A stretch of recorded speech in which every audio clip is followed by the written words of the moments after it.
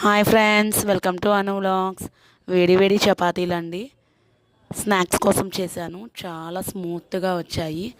ఇందులో munching potato curry ఇలా boil చేసుకోవాలి. ముందుగా ప్రిపేరింగ్ ప్రాసెస్ ఒకసారి మీకోసం. ఆనియన్స్ ఇలా రోస్ట్ చేసుకోవాలి, కాస్త గోల్డెన్ కలర్లోకి వచ్చేంత వరకు. టమాటోస్, సాల్ట్, పసుపు, కారం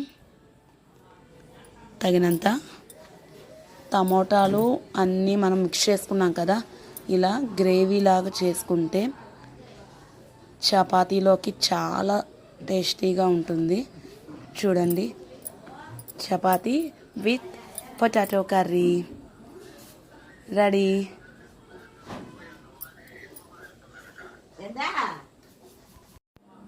చాలా టేస్ట్గా ఉందండి.